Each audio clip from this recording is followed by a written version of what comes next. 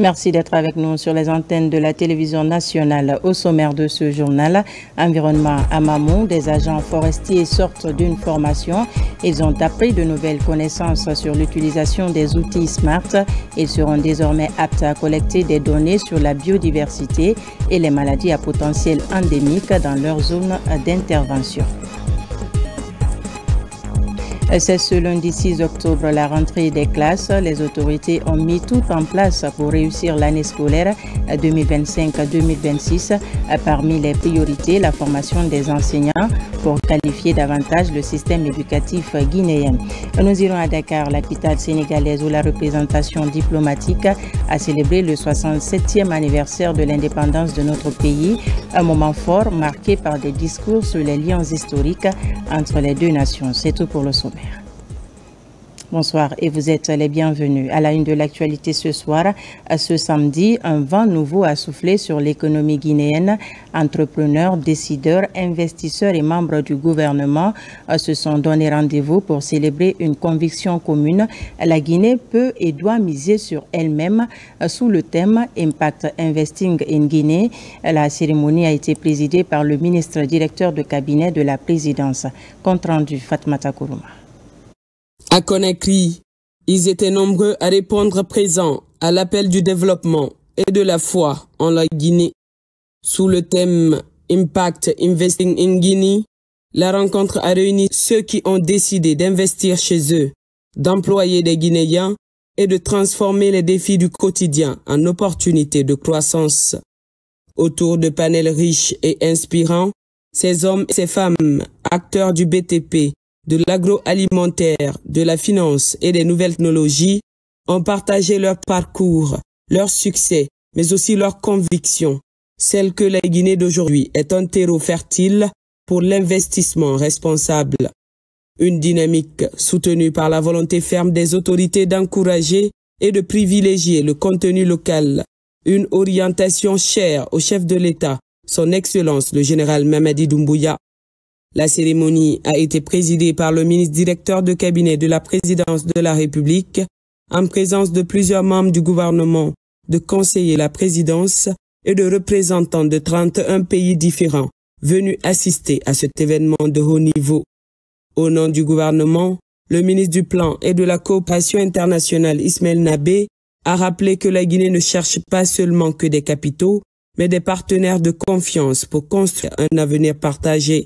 Il a également rendu hommage au président Mamadi Doumbouya, qu'il a décrit comme le Chief Investment Officer et Chief Partnership Officer de la Guinée, autrement dit, le commandant en chef des investissements et des partenariats.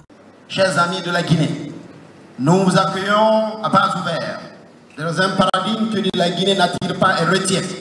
Mais vous savez, depuis le 5 septembre, la Guinée accueille, mais elle retient. Notre programme de développement socio-économique durable prôné par son Excellence, le général Mamadi Doumbouya, chef de l'État. Il est commandant en chef des forces armées. Mes chers amis, il est le commandant en chef en investissement, le commandant en chef de partenariat, ce qui fait que vous êtes là aujourd'hui en Guinée. C'est ici que l'investissement d'impact prend tout son sens. Nous ne cherchons pas seulement des capitaux en Guinée, nous cherchons des partenaires de confiance, prêts à investir dans une vision à long terme avec des retombées sociales, environnementales et mesurables. Nous voulons que chaque dollar investi dans nos projets ait un double rendement. Un rendement économique, mais aussi un rendement sociétal. Sous la conduite éclairée de son Excellence le général Mamadi Doumbouya, la Guinée s'est engagée résolument à bâtir une économie souveraine, inclusive et durable. Aujourd'hui, à travers ce forum, cher Diom et toute votre équipe, nous lançons un appel clair. Faisons du projet et du programme Simandou l'exemple africain par excellence. Je suis revenu pour vous dire, mon frère, je suis avec vous sur ce combat. Cette jeunesse est avec vous sur le travail que vous êtes en train de faire. Parce que je sais, je connais et je le vois, ces sacrifices que vous êtes en train de faire pour ce beau pays et pour le continent. Et moi, ça me donne de l'espoir. Ça me donne beaucoup d'espoir. J'ai toujours rêvé de voir un de nos pays qui peut comprendre le pouvoir du branding, le pouvoir du storytelling, le pouvoir de pouvoir raconter notre propre histoire. Parce que depuis longtemps, c'est d'autres qui le font. Mais vous l'avez commencé, et de là-bas, je suis venu à vos côtés pour qu'on puisse bosser ensemble pour rendre ça possible. Aujourd'hui, au-delà de ce travail que vous êtes en train de faire, 2 ans, 3 ans après ça, Guinée is B+ now, dérisqué dans le monde entier. C'est un pays qui est maintenant 2e puissance économique de l'Afrique de l'Ouest. Organisé par Afro Global Connect, en partenariat avec le gouvernement guinéen, la rencontre a donné lieu à plusieurs panels thématiques. Celui consacré à la souveraineté économique a réuni le ministre des Mines et de la Géologie Bouna Sylla, le ministre de l'Économie et des Finances Mourana Souma, ainsi que Mme Mahemouna Djakhabi, conseillère économique à la présidence. La souveraineté économique n'est pas une fin en soi, c'est une tendance. Ça veut dire la souveraineté économique, nous quittons d'un point A pour un point B. Il y a également un autre élément qui concerne l'autonomie ou la souveraineté économique, c'est la décision politique. À ce que je sache, la Guinée jouit de la décision politique par le biais de l'institution qu'est le président de la République. Il faut savoir que 25% de la production d'aluminium en 2024, soit 72 millions de tonnes, 25% provient de la bauxite guinéenne. On ne produit pas l'alumine, quasiment à la marque, 500 000 tonnes qui sortent de Fria, qui a été construit par le colon, et pas d'aluminium. Le 8 avril 2022, le président de la République a reçu tous les investisseurs pour leur dire, écoutez, la Guinée respecte ses engagements, mais la contrepartie, il faut que chacune des sociétés respecte ses engagements. Et le ministère des Mines a des objectifs clairs et précis, quantifiables des KPI pour pouvoir délivrer cela. Le 26 mars de cette année 2025, nous avons assisté au démarrage de la construction de la première raffinerie post-indépendance de la Guinée. Pour la première fois depuis l'indépendance, la première raffinerie est entrée en construction. La fin de la construction est prévue en décembre 2027. Un programme de cette envergure de 200 milliards sur 15 ans aura besoin de financement. Et on parle de financement du gouvernement, oui, à travers la mise en place d'un fonds souverain, mais ce n'est pas un programme du gouvernement, c'est le programme de tout le monde. Donc on aura aussi besoin d'investisseurs guinéens, d'investisseurs étrangers, j'en vois quelques-uns, et surtout de la bonne volonté de toute l'économie guinéenne aujourd'hui, parce que je ne vois pas ce programme se mettre en œuvre sans la participation active des PME et un tissu social très fort. Le Premier ministre, chef du gouvernement, a également rejoint la cérémonie, marquant ainsi tout l'intérêt et la priorité accordée par les plus hautes autorités à la promotion de l'investissement en Guinée. Un autre panel a réuni le président du conseil d'administration de la CTG aux côtés d'entrepreneurs nationaux et internationaux autour du thème Simandou 2040, une vision ambitieuse d'un avenir industriel, durable et compétitif pour la Guinée. Un dernier panel tout aussi captivant a rassemblé le ministre du Tourisme et de l'Hôtellerie, Mahamadou Abdoulaye Diallo, et des personnalités africaines autour de la valorisation du potentiel touristique guinéen. L'événement a également été marqué par la visite des stands d'exposition des entrepreneurs, conduite par le ministre, directeur de cabinet de la présidence de la République et président du comité stratégique de Simandou, Djiba Diakité. Dans une ambiance conviviale et pleine d'enthousiasme, il a pris le temps de visiter chaque stand, d'échanger directement avec les porteurs de projets et de découvrir les innovations locales qui traduisent le génie et la créativité de la jeunesse guinéenne. Impact Investing in Guinea, c'est la preuve vivante que la Guinée avance, s'ouvre et s'affirme. Sous le leadership du général Mamadi Doumbouya, la Guinée investit dans la confiance et la compétence. Par ailleurs, un incendie s'est récemment produit au port de pêche de Kamsara par de pertes en vies humaines, mais les dégâts matériels sont importants. On parle de 10 boutiques complètement calcinées. Au même moment, la foudre a pris la vie à 2 pêcheurs en pleine activité en mer. Une délégation conduite par le préfet s'est rendue sur le terrain pour évaluer les dégâts et consoler les familles éplorées. Younousa Tawel Kamara, Mohamed Mara. Au port artisanal de Kamsar, communément appelé port Néné, 10 boutiques sont parties en fumée. Des boutiques contenant des matériels de pêche, notamment 41 moteurs hors bord, des filets et des congélateurs. Selon le témoignage, c'est dans les environs de 17 heures que la fumée a été constatée dans ces magasins. Aussitôt informés, les autorités préfectorales de Boké et sous-préfectorales de Kamsar se sont rendues sur le terrain pour faire l'état des lieux. Hier, nous avons été interpellés par la jeunesse, disons les gérants des magasins, qu'il y a une fumée à l'intérieur des magasins. Arrivé sur les lieux, il se trouvait déjà que les 10 boutiques, c'est-à-dire il y a 5 en face et 5 autres derrière, les 2 étaient déjà en fumée. Monsieur le gouverneur Relila, monsieur le préfet Relila, Mangasa Ramomali, moteur Tongonani, Anoun Kele Naranganga Naki. Plus de 40 moteurs ont été emportés par les flammes. C'est le deuxième port artisanal en termes d'approvisionnement en produits halieutiques. Nous lançons donc un SOS au gouvernement pour nous aider. Quelques heures après cet incendie, une forte pluie aussi s'est abattue sur la ville de Kamsar alors que certains pêcheurs vaquaient encore tranquillement à leurs activités en pleine mer. Conséquence, une décharge électrique a touché une pirogue donnant la mort à 2 personnes d'une même famille. Pour compatir à la douleur des parents, la même délégation conduite par le préfet de Boké s'est rendue dans la famille mortière pour la salutation et condoléances d'usage. Ce matin, on était en famille, allé adresser nos condoléances au nom du chef de l'État, non seulement à la famille pleurée, et cela se passait dans les meilleures conditions. Ces 2 drames qui ont touché le débarcadère de Kamsar ont ralenti les activités quotidiennes des pêcheurs et vendeuses de poissons de ce port artisanal qui ravitaille quotidiennement en produits de mer les grands marchés du pays et même de la sous-région. Alors, à Mamou, où des agents conservateurs du réseau guinéen des aires protégées ont eu de nouvelles connaissances sur l'utilisation des outils SMART. C'est une initiative du ministère de l'Environnement à travers la Direction générale de l'Office guinéen des parcs nationaux et réserves de faune.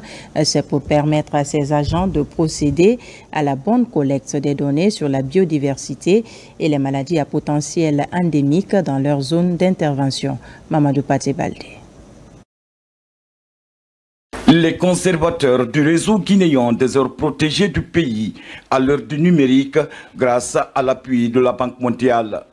Le ministère de l'Environnement et du Développement durable, à travers la Direction générale de l'Office guinéen des parcs nationaux et réserves de faune, tente de renforcer les capacités de ces acteurs du monde environnemental sur l'utilisation des outils SMART et des IHSD. Vise à former, à outiller nos cadres et agents conservateurs de la nature qui évoluent dans les aires protégées dans le cadre de la collecte des informations sur les maladies zoonotiques. Les outils SMART et DIHSD ont été développés par le ministère de la Santé et de l'Hygiène publique dans le cadre de la mise en œuvre du projet One Health, une seule santé. En Guinée, par exemple, on a déjà mis en place cet outil depuis 2018, mais les questions maintenant de l'étendre au niveau de l'ensemble des aires protégées.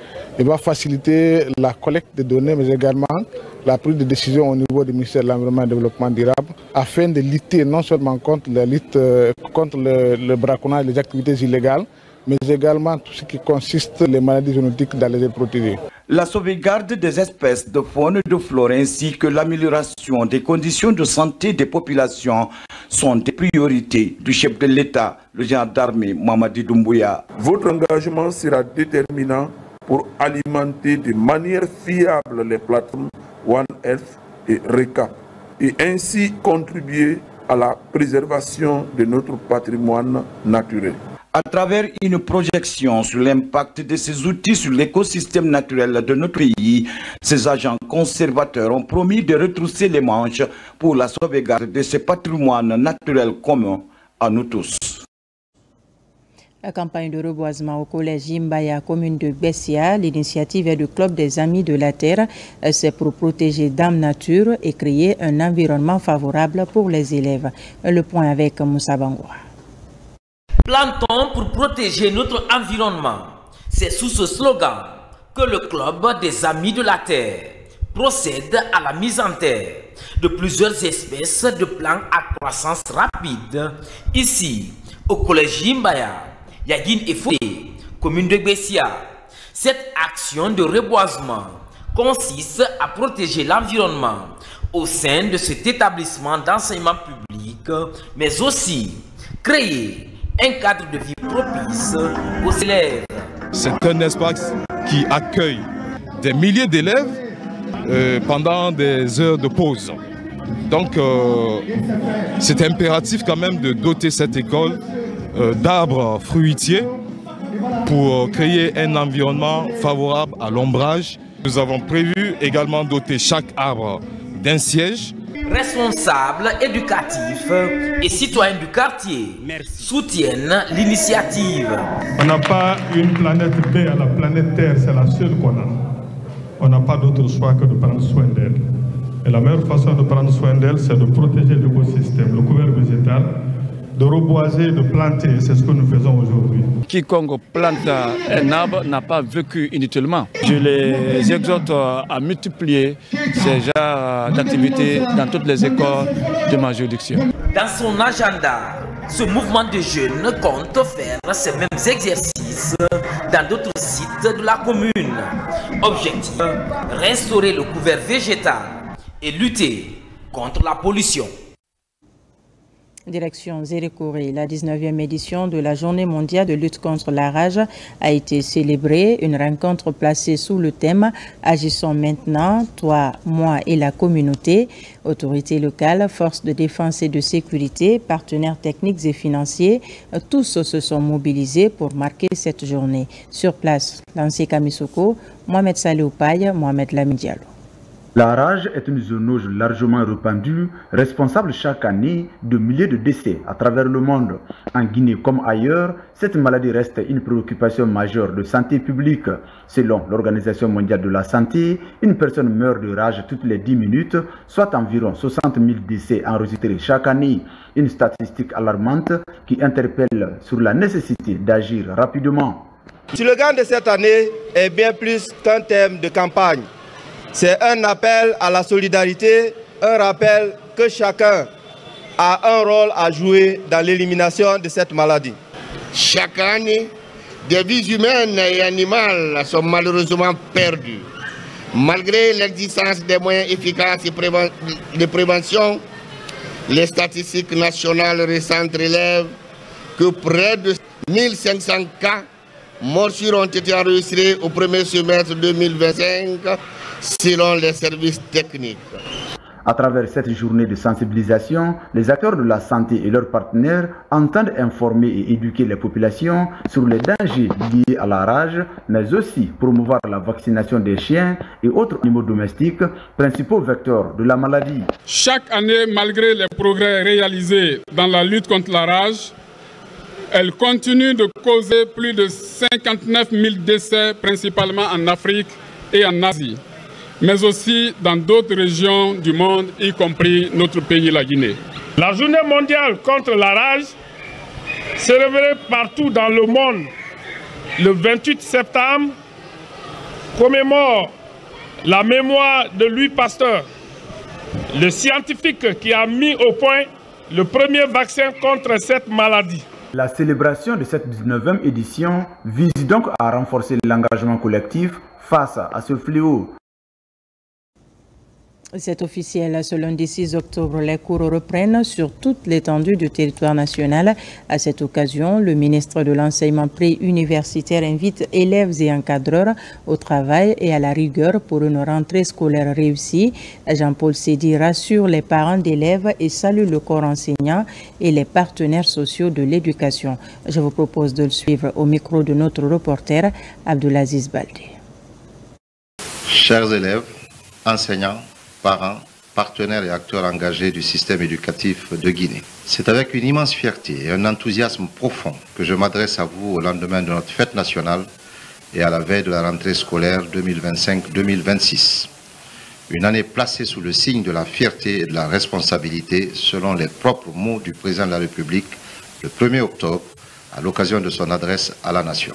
Fierté car nous mesurons le travail accompli dans notre système éducatif par tous les acteurs. Cette année, ce sont plus de 560 000 nouveaux élèves que nous attendons dans nos concessions scolaires. J'en profite aussi pour remercier très chaleureusement nos partenaires techniques et financiers pour leur accompagnement en ce moment crucial d'une année scolaire. C'est pourquoi, grâce à des efforts soutenus, l'État a mis à disposition des manuels scolaires en quantité suffisante. Développer des cantines scolaires dans quelques zones rurales pour garantir aux élèves une alimentation saine et renforcer les infirmeries au sein de nos établissements. Je vous invite tous et toutes, élèves, enseignants, parents, partenaires sociaux, techniques et financiers, à faire de cette année scolaire une véritable réussite collective, une année de paix, de progrès et d'espoir. Je vous souhaite une rentrée scolaire 2025-2026 pleine de succès et de réussite. Vive l'éducation guinéenne, vive la République. Je vous remercie. Nous sommes donc à quelques heures seulement de la rentrée officielle des classes. Les préparatifs vont bon train dans le secteur de l'éducation. Parmi les activités, la formation des enseignants de franco-arabe, un programme soutenu par la chaire de l'ISESCO de l'Université générale Lansana Conté de Somfonia. Voici les explications d'Ismaël Nabé et Marwan Kamara. Au lycée-collège 1er mars de Matam, plusieurs enseignants de franco-arabe suivent avec attention les modules dispensés par les encadreurs pédagogiques. La session porte sur les compétences nécessaires à la qualification académique et pédagogique des enseignants dans le domaine de la langue arabe. C'est un accompagnement de la chaire de l'ISESCO de l'Université générale Lansana Conté de Somfonia à travers l'ISESCO de Maroc. L'objectif principal pour l'ISESCO, c'est quoi? C'est d'accompagner l'éducation guinéenne, c'est d'accompagner les formateurs afin qu'ils puissent être à la hauteur demandée par les élèves dans les salles de classe. Nous serons à Kindia pour aussi former au moins 80 enseignants dans le domaine de l'enseignement arabe. Je voudrais que de tels ateliers soient pérennisés 3 même 4 fois par an, c'est bon, pour renforcer la capacité des enseignants. On dit tant vaut l'école, tant vaut la nation. Ces sessions de formation sont un passage obligé pour la qualification du système éducatif guinéen. Cet atelier de formation nous a servi beaucoup de choses, vu l'approche de l'ouverture des classes. Nous avons eu beaucoup d'idées comment reprendre les cours avec les enfants. Nous savons tous que la qualité d'un système éducatif repose d'abord sur la compétence des enseignants. À la fin de cette formation, ces enseignants retournent dans leurs écoles pour mieux accueillir les élèves. Une étape essentielle pour garantir une rentrée scolaire réussie et un enseignement de qualité dans les écoles franco-arabes du pays. Dans la mise en œuvre de son projet Mixitech, l'ONG Entreprendre Ensemble a offert un important lot de kits scolaires. 400 élèves sont bénéficiaires et les équipes d'encadrement des établissements Djibril Tamsir Niane de Kipé. Le geste vise à aider les parents à réussir la rentrée scolaire de leurs enfants. Saint-Martin Fancinadouno, Kandesila. À la veille de la rentrée scolaire de l'année académique 2025-2026, l'ONG Entreprendre Ensemble a procédé à une distribution de fournitures scolaires aux élèves de plusieurs établissements ciblés dans le but d'encourager le déploiement national de son programme Mixitech, sciences, techniques, ingénierie, arts, mathématiques et physique. L'objectif, c'est pour permettre aux élèves d'avoir des outils nécessaires pour faciliter leur rentrée scolaire. Comme vous le savez, c'est un programme qu'on a commencé depuis l'année dernière où on a distribué 200 fournitures scolaires à 200 élèves du lycée Djibril Tamsignan de Képé. Et vu l'engouement, les retours que nous avons eus, ça nous a réconfortés. Recevoir un sac le matin là m'a fait très plaisir. Je suis très contente parce que c'est la deuxième fois que je reçois un cadeau de la part de l'ONG Entreprendre Ensemble. Au-delà de l'aide matérielle, le geste vise à réduire les inégalités d'accès aux outils pédagogiques, stimuler l'intérêt pour les disciplines scientifiques et techniques et encourager l'engagement des familles et des enseignants autour d'un programme d'éducation innovant. C'est bien la promotion des STEM. Ce n'est pas pour la première fois. L'année dernière, ils m'ont surpris avec beaucoup de cadeaux au lycée d'Ibn Tapsignan. Ils reviennent encore, cette fois-ci, ils ont élargi. Nous leur disons merci. Ce sont des bons samaritains. En diminuant la charge financière des parents liée à l'achat des fournitures, la fondatrice Maïmouna Diagabi traduit son engagement à faire de son programme Missitech un véritable levier pour impulser une culture scientifique dès le plus jeune âge et créer un écosystème d'acteurs, enseignants, parents et entreprises déterminés pour une éducation tournée vers l'innovation.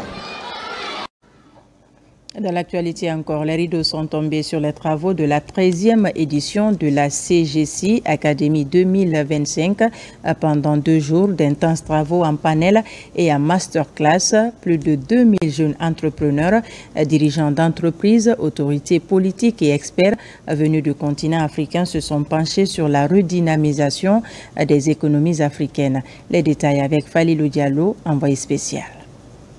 Cette année, la CGCI Académie se tient dans un contexte de reconfiguration des équilibres géopolitiques mondiaux et des tensions sur les ressources critiques. Des panels, des rencontres B2B et des masterclass ont ponctué cette édition. Des thèmes comme l'Afrique, maîtresse de ses ressources naturelles et autres défis stratégiques du continent étaient au cœur des échanges. Nous pensons que les autorités ivoiriennes ont bien fait d'organiser cette conférence pour que nous prenions tous conscience du fait que les ressources naturelles ne sont pas gratuites.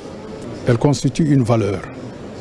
Et il s'agit de tenir compte de ça. Cette 13e édition vise à poser les termes d'une reconquête stratégique tout en interrogeant les cadres légaux, les partenariats, les capacités institutionnelles, mais surtout les mécanismes de gouvernance. Aujourd'hui, nous, Africains, avons besoin de reprendre le contrôle de notre économie, et cela dans tous les domaines.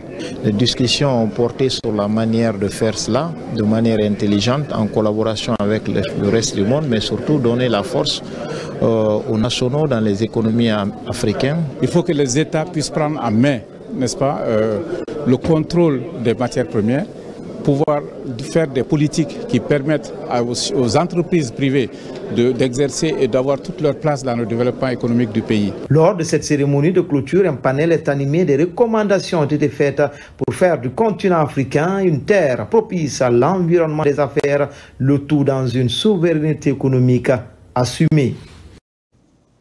Pendant ce temps, des enfants dont l'âge varie entre 6 et 7 ans formés au supercodeur, un langage numérique qui permet aux jeunes de bénéficier des compétences pour la programmation numérique afin de pouvoir faire face aux technologies de l'information et de la communication. L'initiative est soutenue par le PNUD. Reportage d'Ousmane Ba, Mamadou Alpha Baldi. Dans ce monde devenu un village planétaire où le numérique s'impose comme outil fondamental, l'apprentissage des compétences de base en programmation est une impérieuse nécessité.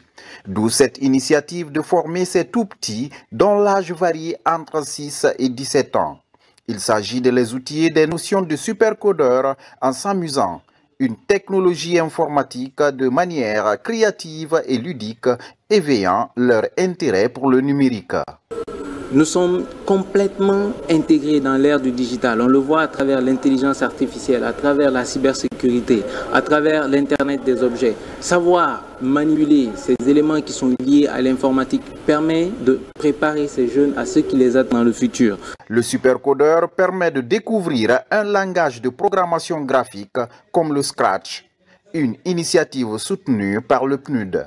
L'avenir de l'éducation, c'est ceux qui maîtrisent l'informatique, l'intelligence artificielle, le codage.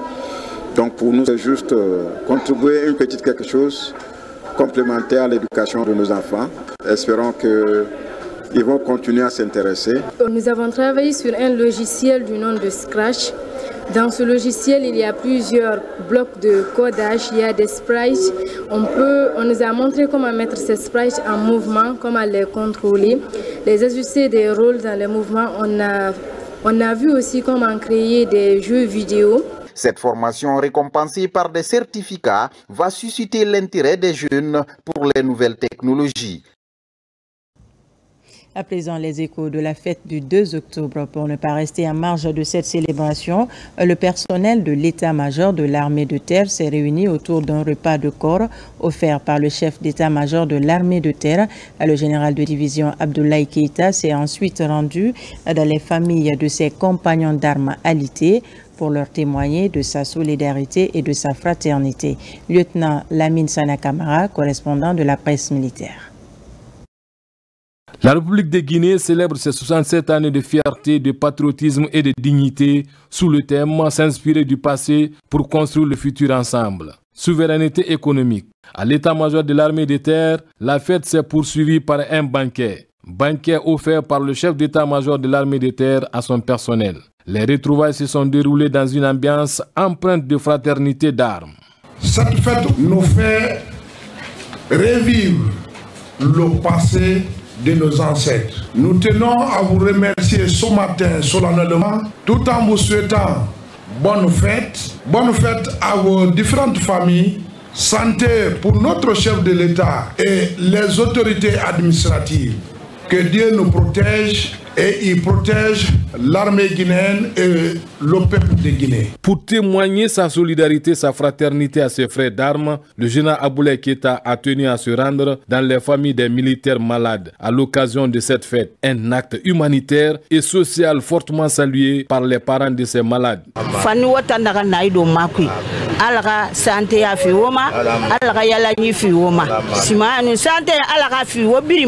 La volonté des autorités militaires sous le leadership du général d'armée Mamadi Doumbouya a créé et amélioré les conditions de vie et de travail de la troupe se matérialise à travers les actes posés sur le terrain. Dans la ferveur de cette célébration, l'ambassade de Guinée au Sénégal a organisé une cérémonie officielle. Autorités sénégalaises, membres du corps diplomatique et ressortissants guinéens ont pris part à la soirée, un moment fort marqué par des discours sur les liens historiques entre nos deux nations. Noumousso Diakité. La date du 2 octobre est un symbole fort pour la Guinée. Sa commémoration dans la capitale sénégalaise a été l'occasion pour l'ambassadeur Mandjou Djoubaté de s'exprimer devant le corps diplomatique, les autorités sénégalaises et les compatriotes en rappelant l'engagement et l'audace de la Guinée à assumer ses décisions souveraines. Cette date inoubliable marque un tournant décisif et de grande portée dans l'histoire de la République de Guinée. Ainsi, à cette heureuse occasion, je tiens à rendre un hommage mérité à nos illustres disparus et combattants infatigables qui, grâce à leur unité et leur détermination, avaient brandi très haut l'étendard de la liberté et restauré la dignité humaine. Le représentant de l'État sénégalais, pour sa part, n'a pas manqué de souligner la vitalité des liens séculaires qui unissent le Sénégal et la Guinée. Le Sénégal et la Guinée sont unis par une proximité géographique et historique, renforcée par l'héritage d'une culture ancestrale partagée, enracinée dans nos traditions. Le fleuve qui porte le nom de notre pays, le Sénégal, jaillit de votre terre, dans les majestueux contreforts du Fouta Djallon. Cette célébration du 67e anniversaire de l'indépendance de la République de Guinée, organisée à Dakar, a également permis de mettre en lumière la position stratégique, économique et diplomatique de notre pays au sein d'une Afrique résolument tournée vers l'avenir et l'émancipation. La communauté guinéenne en Égypte s'est aussi réunie pour une célébration empreinte de fierté, d'unité et de fraternité, une cérémonie riche en symboles entre tradition, mémoire historique et diplomatie. Explication Makemedonzo. La cérémonie a débuté par un défilé traditionnel suivi de l'exécution solennelle de l'hymne national de notre pays. À cette occasion, son Excellence Mounir Cissé, ambassadeur de Guinée en Égypte, a rappelé l'histoire glorieuse de l'accession à l'indépendance de notre pays le 2 octobre 1958. Notre gouvernement œuvre inlassablement pour avancer sur la voie de la construction du développement, de l'urbanisation et de la paix, mais aussi pour préserver la dignité du Guinéen partout où il se trouve. C'est le lieu de vous inviter à participer au processus de développement. C'est pour un élan, j'appelle à une revitalisation des valeurs de citoyenneté, de civisme et de cohésion pacifique. Ce 67e anniversaire a offert une occasion idéale aux membres du corps diplomatique accrédité en Égypte de présenter leurs chaleureuses félicitations au peuple et au gouvernement guinéen. Ils ont réaffirmé à cette occasion les liens de fraternité, d'amitié et de solidarité qui unissent la Guinée aux autres nations africaines. Vous avez montré la diversité culturelle, vous avez montré la fierté et vous avez montré aussi que ce que la Guinée a pu faire, les autres nations africaines pourront le faire pourvu que chacun sente le poids des responsabilités. La cérémonie s'est poursuivie dans une ambiance conviviale marquée par la coupure du gâteau commémoratif des 67 ans d'indépendance de la République de Guinée. Et du côté de l'Algérie, c'est une commémoration de fierté qui met en lumière le chemin parcouru depuis 67 ans. Par la même occasion, le pays réaffirme la volonté d'une coopération bilatérale renforcée avec l'Algérie. Mariam Kamara pour plus de précisions. C'est avec une joie empreinte de fierté que l'ambassadeur extraordinaire et plénipotentiaire de la République de Guinée en Algérie a accueilli ses invités à l'occasion du 67e anniversaire de l'indépendance de notre nation. Ce passé glorieux, source d'inspiration pour le présent et moteur d'un avenir meilleur, a constitué le fil conducteur de cette célébration. La fête nationale du 2 octobre 2025 aura pour ambition de montrer à la face du monde le visage d'une Guinée unie, courageuse, audacieuse, refondée et repositionnée sur l'arène internationale avec toutes ses valeurs sociales et toutes ses richesses culturelles et naturelles de son sol et de son sous-sol. Le diplomate guinéen a saisi ce moment solennel pour réaffirmer l'engagement de notre pays en faveur d'une coopération bilatérale gagnant-gagnant entre la Guinée et l'Algérie. L'Algérie et la Guinée ont beaucoup de projets phares en perspective dont on peut citer 1.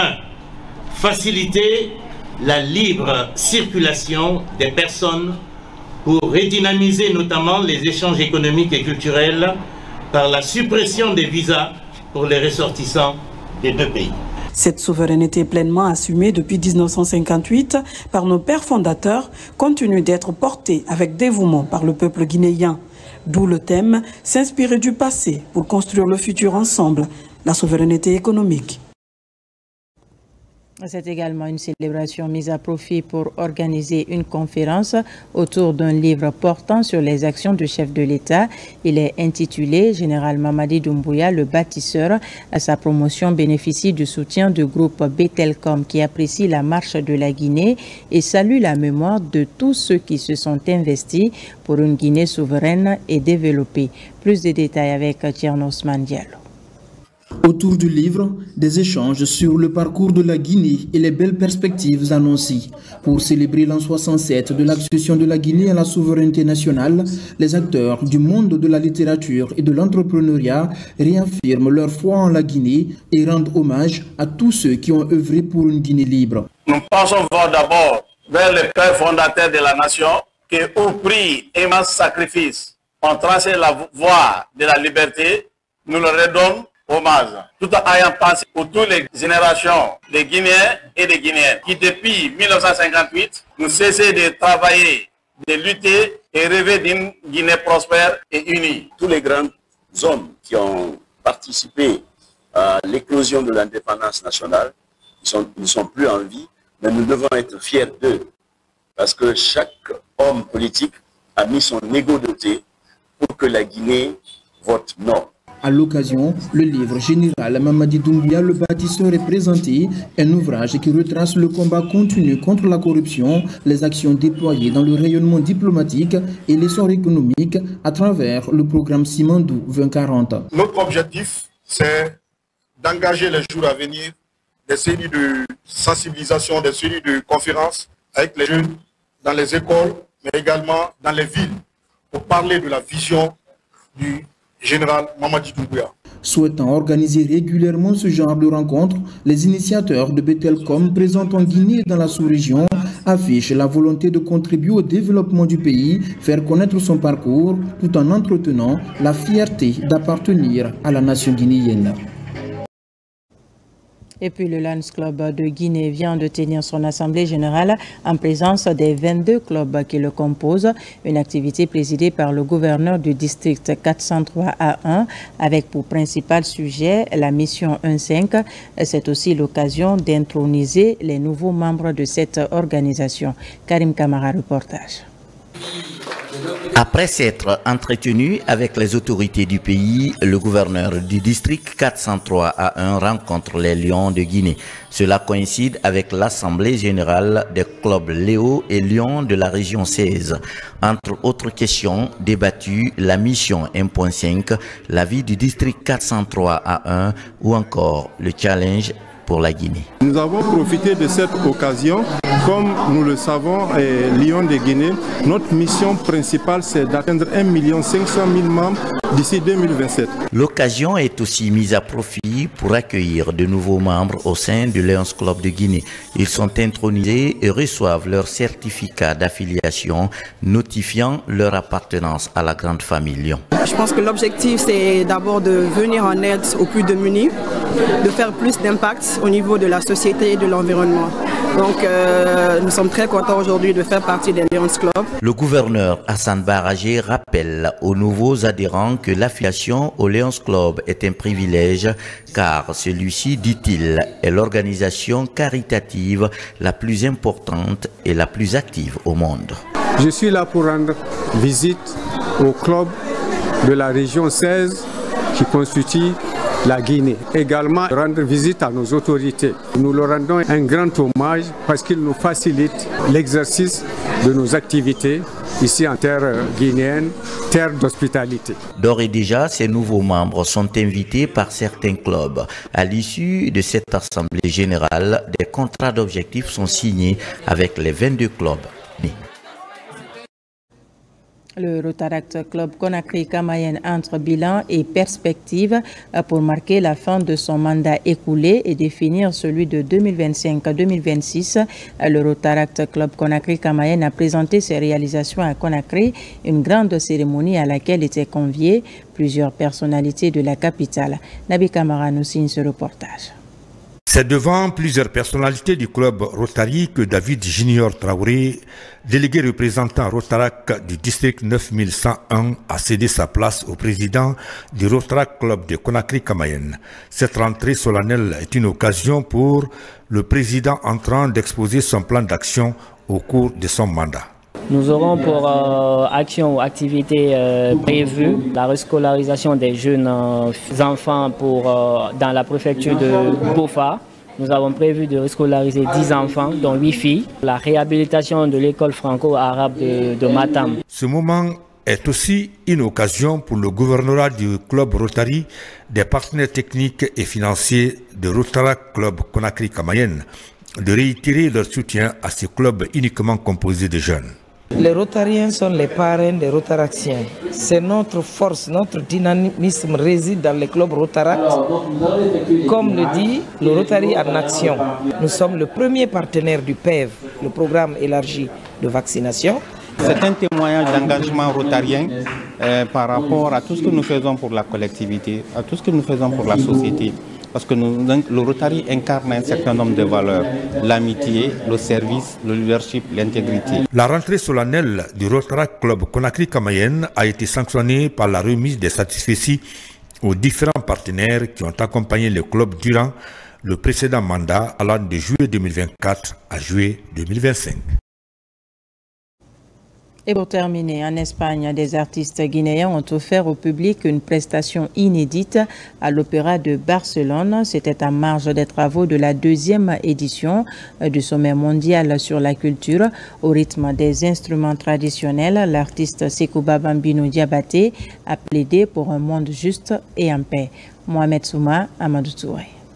En marge des travaux du sommet de Mondial Culte, la star de la musique guinéenne Sekouba Bambino Diabaté, invité prestige, a livré une prestation inédite ici à l'Opéra de Barcelone pour davantage marquer la place de la culture guinéenne au rang des grandes nations du monde, une fierté du rouge-jaune-vert. Sekouba Bambino Diabaté fait sûrement partie de l'un de nos plus brillants brandings à l'étranger.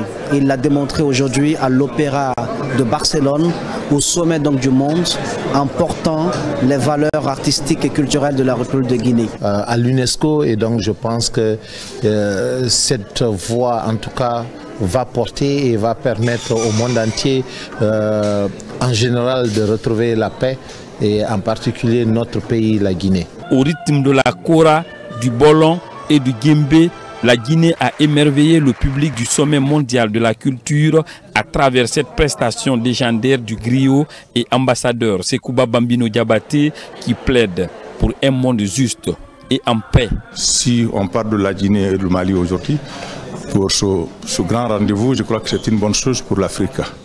En tout cas, c'est une bonne chose, on est là pour la paix.